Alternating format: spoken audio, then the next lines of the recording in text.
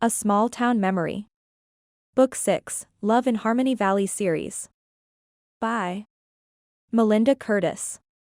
Chapter 1. Did he love me? Jessica Aguirre didn't know if he loved her. She didn't know if he knew her. She stood on a gravel drive in the midst of a vineyard in Harmony Valley. Heart pounding. Head pounding. Did he love me? The man in the photograph would tell her. Jess clutched the newspaper photo, staring at the group of men and women in front of a two-story farmhouse with a vintage weather vane. There was a man in the back row on the left.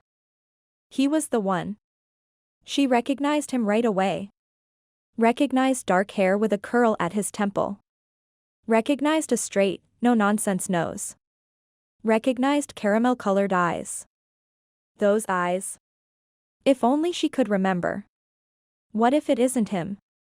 What if this is a dead end? What if? Jess drew a steadying breath against the panic rising in her chest and lifted her gaze to the well-looked-after farmhouse. The day the picture had been taken, there'd been big fluffy clouds in the sky above the cupola. Today the sky was clear and blue. The late January air was crazy cold, stinging Jessica's toes in her sneakers. The blonde, slender woman who'd greeted Jess on this Monday morning hurried down the front porch steps. He'll be here in a few minutes. Come inside the tasting room. Christine was the winemaker for the newly opened Harmony Valley Vineyards, which was headquartered in the farmhouse, the subject of the newspaper article. And where he worked. Christine's carefree smile told Jess the woman had never lost a moment, a day, or weeks from her past.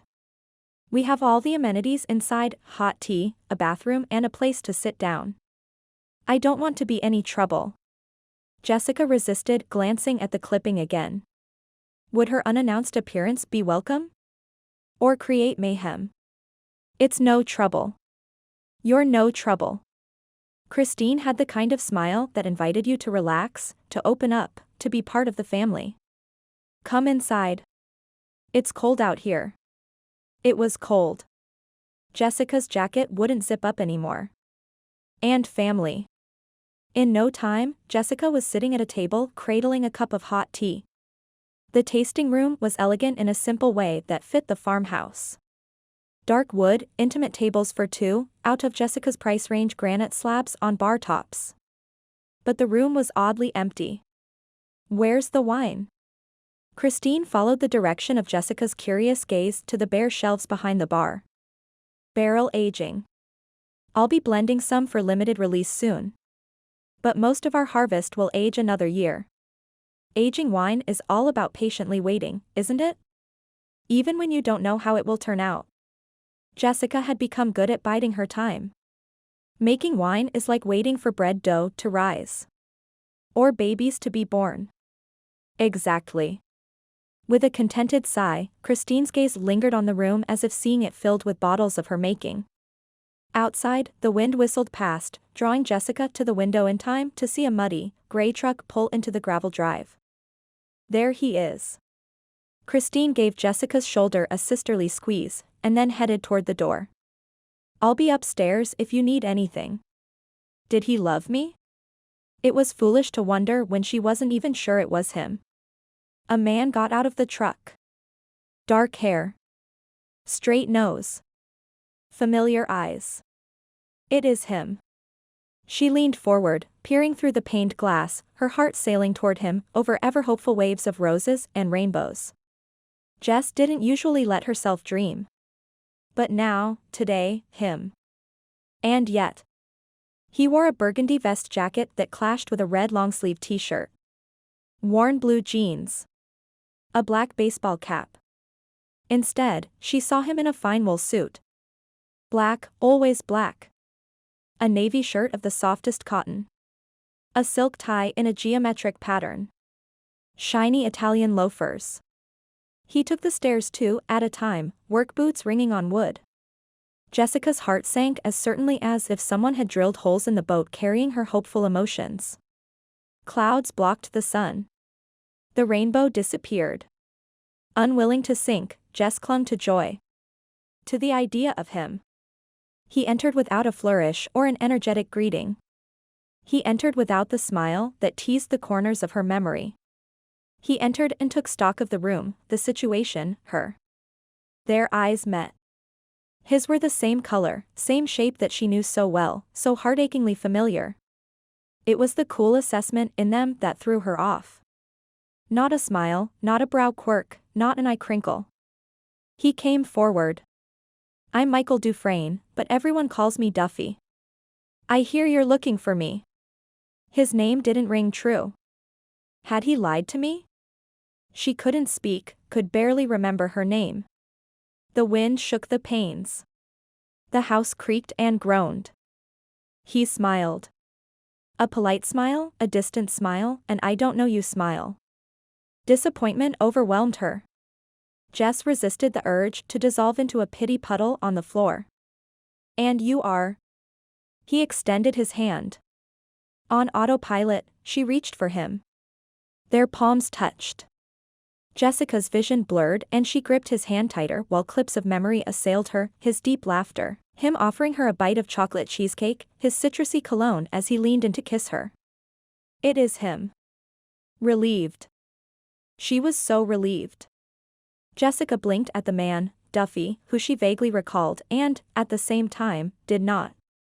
She'd practiced what to say on the hour-long drive up here from Santa Rosa. Ran through several scenarios. None of them had included him not recognizing her. She should start at the beginning. Best not to scare him with hysterics and panicked accusations, of which she'd had 5 months to form. Don't raise your voice. Don't cry. Don't ask why. And don't lead the conversation with the elephant in the room. Despite all the cautions and practicing in caveats, she drew a breath, and flung her hopes toward him as if he were her life preserver. I think I'm your wife. Duffy released the woman's hand as if he'd accidentally grabbed a rattlesnake. I'm not married. And he'd remember if he had been. Or I was. Or I was your girlfriend, maybe? She glanced down at her belly. Her very pregnant belly. Wholly in need of a handrail. Duffy sat down heavily across from her, still chilled from the winter cold. Chilled now to the bone. I haven't. You couldn't. He swiped a hand over his face, very much aware that his boss was upstairs and the walls in the century-old house were very thin. Who are you? Jessica. Jess Aguirre. There was a quiet beauty about her. Long dark hair, big dark eyes, a smooth olive complexion. Many women shared her physical features. Few carried themselves with a combination of contained dignity and edge of her seat intensity. You. Don't know me? You or your passenger? That baby she was carrying. Reality was returning. Duffy could see it in her face. Jessica seemed stricken that she wasn't his significant other, but otherwise she appeared stable. She didn't wield a knife, didn't draw a gun, and she wasn't screaming to high heaven that he should know who she was. But, you have to know me. Jessica leaned over the table, or as far as she could with that baby bump, and whispered, we've kissed and, she glanced at her stomach. And here Duffy had thought he'd taken care of all of his brother's loose ends. I'm not Greg. Greg. She murmured his brother's name, then repeated it, stronger, Greg. My twin. Duffy took out his wallet and handed her a picture he'd only recently started carrying, him and Greg as kids before a little league game. She placed the photo on the table next to a crumpled newspaper clipping of the winery staff, her smile as soft as morning dew on a grape leaf. Greg. She said the name as if testing it with her tongue and finding it acceptable. He felt compelled to explain. We were identical.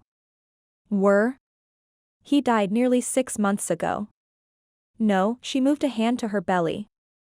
Struck by lightning. Yes, there was a God. Although, he was killed instantly and didn't suffer. Duffy was proud of the detached way he delivered the news.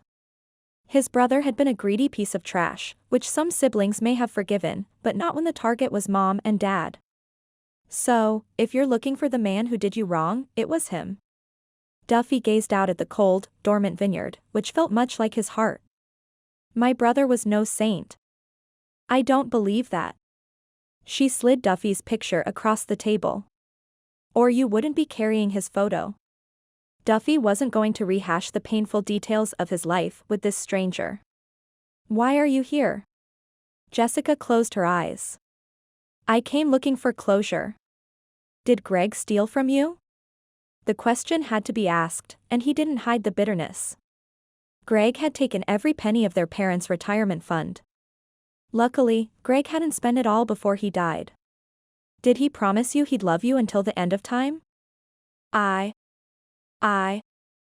can't remember. He's dead. Whatever Jess had been expecting to find by coming here, it hadn't been this. He's dead. Whoever Greg had been. He's dead.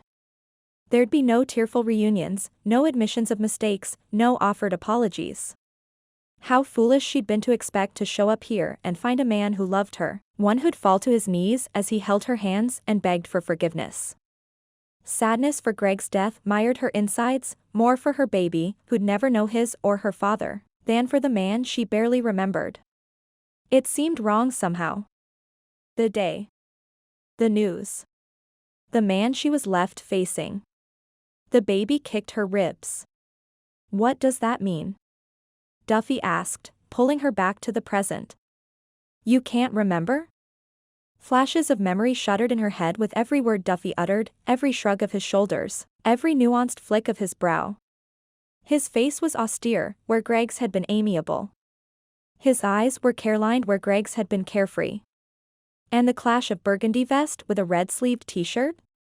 Greg would never have paired those two colors. Of that, she was certain. I was in a car accident 5 months ago. Jessica dropped her gaze to her baby barge, needing to swallow twice before she could get more words out. I have retrograde amnesia. I can remember growing up. I can remember how to make sugar cookies from scratch. She swallowed again. But I haven't been able to remember anything about my baby's father. She couldn't even remember whether they'd once been married or in love. Not until I saw you. So, Greg's the father? Even Duffy's voice was different. His words spoken slower. His tone deeper and filled with cynicism. I'm certain of it, now. She took a drink of her once hot tea, feeling as cold as the green beverage. How much should she tell Duffy? He wasn't coming across as the most supportive listener. But what had she to lose by holding back? You seem so familiar. I remember you kissing me. Greg, he inserted tersely, staring at her hard. Not only had Greg been unwelcome here, but Jess wasn't welcome either. Jess strengthened her voice.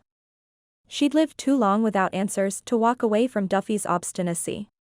I remember us, him and I, laughing. It was hard to imagine her laughing with Duffy. Well, I'm glad he made someone happy. Duffy had perfected that unforgiving look. Nothing she said was going to change his mind. Greg, what did you do? But, you were twins, brothers. You didn't get along? Greg would steal the belt from your waist if he could make a buck off it. So much anger.